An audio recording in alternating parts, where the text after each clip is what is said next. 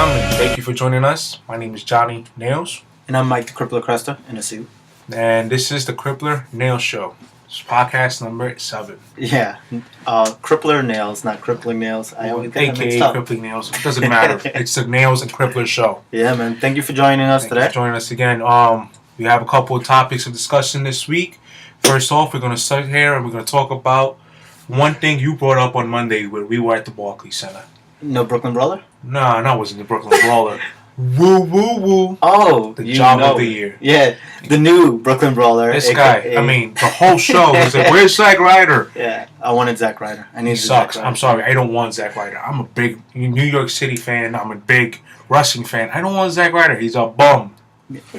How do we know he's a bum? We haven't seen him wrestle. His character sucks. I mean, he did have that program for like a year and a half where he was with the John Cena one, where he was actually really good. It's okay. It was enjoyable. What do you think of the fact that we have our only New York City wrestler and he's not even in the house show out in Long Island, his hometown, not Brooklyn, where you kind of say it's kind of like Long Island. Yeah, no, I'm kind of upset about it. In all honesty, I mean, even Brooklyn Brawler used to get jobbed on Superstars. Remember the last time we went to Raw? Barclay? Yeah, we had no Brooklyn Brawler sighting, which was something I'm more upset about. And Zack Ryder is the new Brooklyn Brawler. He's part of the Job Squad. I mean, now we're talking about squads, though, real quickly. What do you think about this new rumored stable that they're going to have? Ziggler, Miz, and Ryder. I like it. I do. I think it's awesome. It would be nice to see a heel Ziggler again. It would be nice, but a squad like that wouldn't be heel. Wait, remember, there is no such thing as faces and heels anymore because all the faces get booed. Yeah. No. Well, I think a heel Miz might actually get cheered. So. No, he sucks. Anyways, what do you think about it though? You think it would be working out something that it's worth pushing the envelope for them? Or would it work? It would work to help Miz and it would help Ziggler. Not Ziggler. It would help Miz and it would help Ryder, but it would not help Ziggler. I think it would be a step back for Ziggler. I think, though, eventually if they do work in, and you know what, if they do go the heel route of it, which I highly doubt they can possibly do, but I do think it's something you can do. One thing. Well, they're disgruntled employees. It would help Ziggler break out even more than what he should have. But it also delays him from being in an important. I don't know what the hell you're doing. Yeah. Well, I mean, Ziggler is kind of already a big name, especially for the IWC. IWC loves Dolph Ziggler. Like they want to put the championship on Daniel Bryan and Dolph Ziggler, and maybe Seth Rollins and a few other names because they got hard on Cesaro, Sami Zayn. But not if you think about it. Now I've been reading a couple pages on Facebook. I mean, the Pro Wrestling Spotlight. Yeah.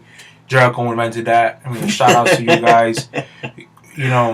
Where we see a lot of people now are complaining about the fact that Daniel Bryan doesn't really lose. You guys are fucking idiots. You wanted this guy to be pushed to the moon when he's finally doing this. My God. I think he's going to lose when it matters. Oh my God. I think he's losing at Mania. Oh my God. Why you is he always winning? I'm predicting it. Mate, hey, Ziggler, I don't mind. Ziggler. I'm sorry. Daniel Bryan is going to lose at Mania to Batista. I don't mind Triple H actually winning. No, I think he's going to be Triple H. I think Triple H is a man. I think Batista's going to win.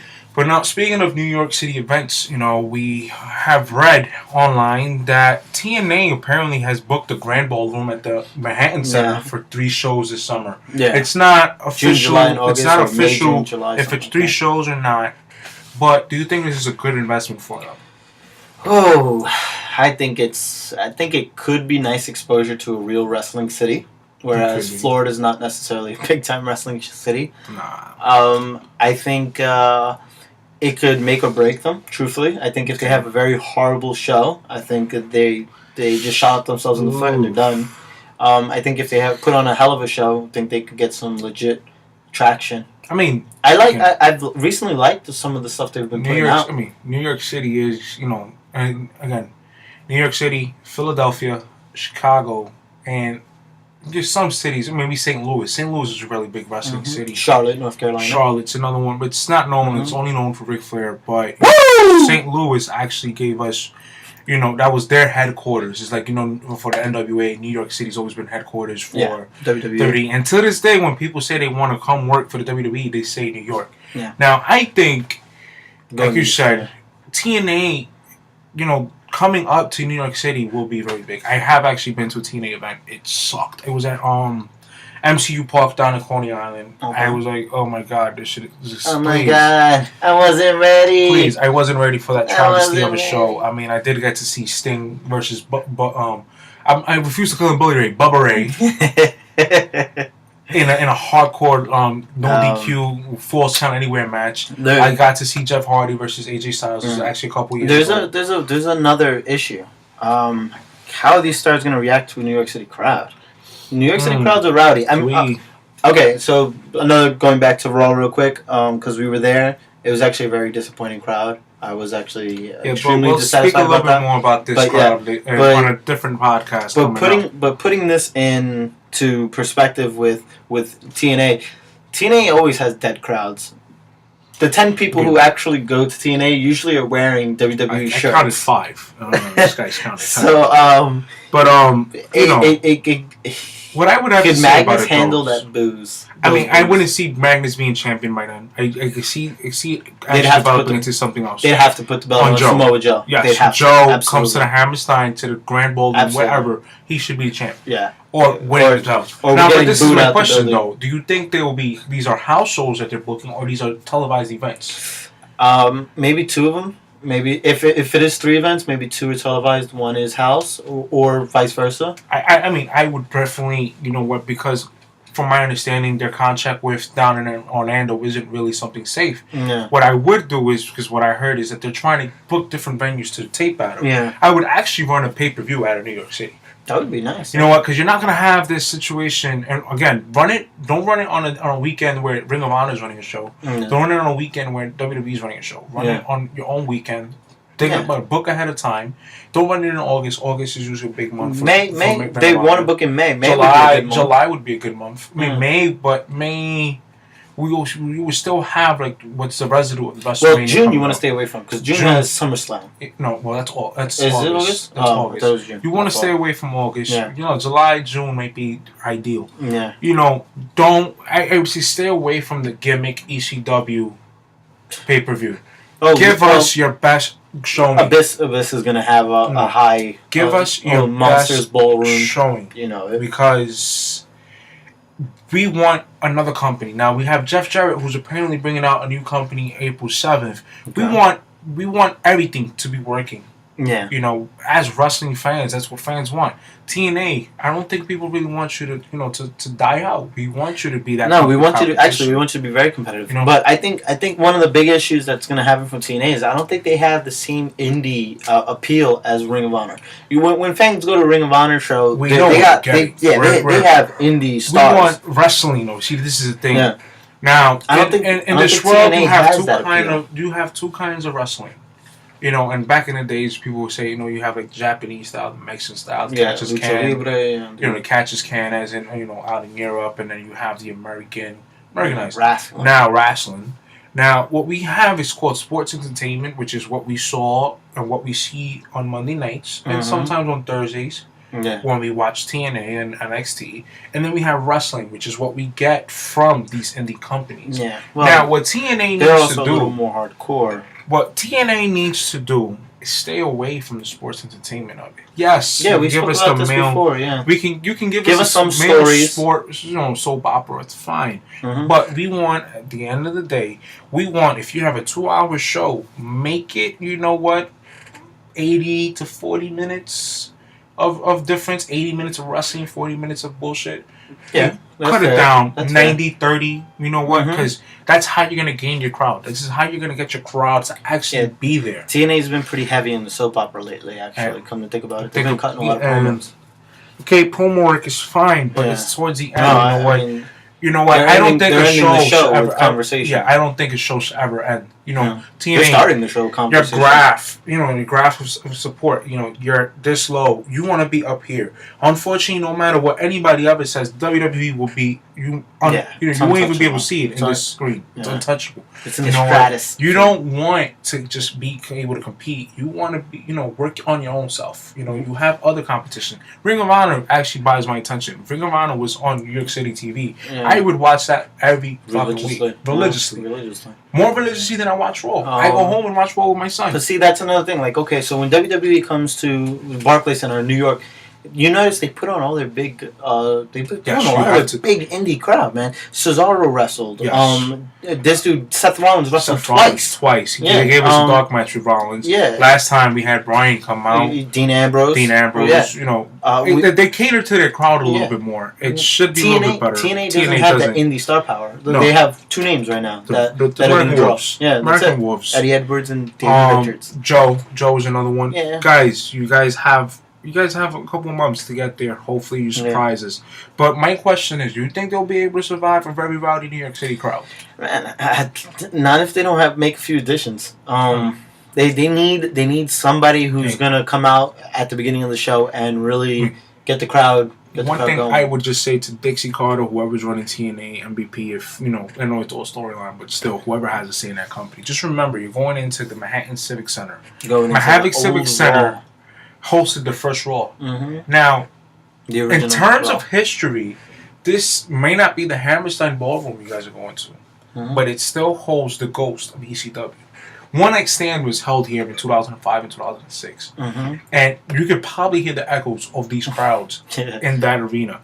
How that's New York City crowd. Yeah, and we love our wrestling. So if you really want to be successful, I can't help but say you need to work. Here's another question for you: are you gonna go?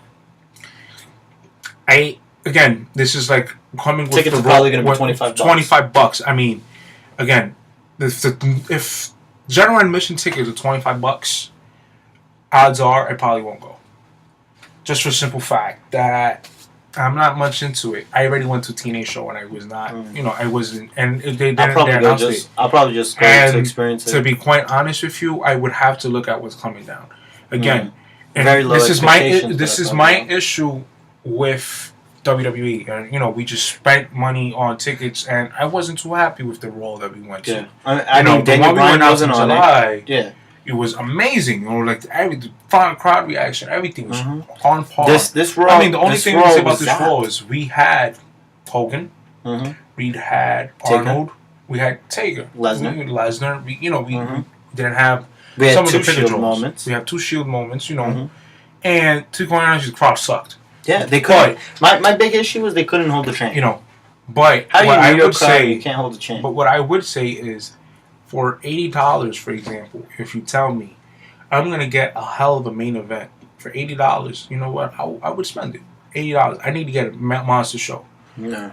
We were gonna get the Ring of Honor tickets. No. And coming up in May, we were gonna get the front row seats, and the minute they announced they had that joint program with New Japan, I was like, holy shit, the tickets went gone. Yeah, we had to get $20 general admission tickets. You know what? I love my $20 general admission tickets. I'm going to be there. Looking forward to it. we are looking forward to it. But now, speaking of Ring of Honor, we have a little with the New Japan program. Ring of Honor has had a couple issues with their internet pay-per-views. I mean, not only are you not in the New York City area, but you having issues with your pay-per-views. So when you're up in Toronto, up in Chicago, down south, and for the Showdown of the Sun, you guys are giving us an issue. Thankfully, though, New Japan has a working experience with Ustream. So I am looking forward to that. I really do think it's something that would benefit Ring of Honor a lot. What do you think about their their pay-per-view issues? I think, in all honesty, I kind of think they need to get off the internet. I think they should. I think now that NXT has moved off of Hulu, Hulu Plus, I think that might be a good home for them. NXT, at least for right now. Well, NXT's coming on Fridays now. Yeah. But I always thought Justin.tv is a good thing. I would always have gone with exploring YouTube. Now, Sinclair Productions, who owns Ring of Honor, I think that's something they should look at. They should look at maybe Dailymotion, maybe a small Google, Bing, some website, something that could hold an actual stream and actually work with you guys. Well, that's why I would go with Hulu, because Hulu can do live. It would be kind of like what WWE Network has done with NXT Arrival and and what they're planning to do with their pay-per-views and stuff like that.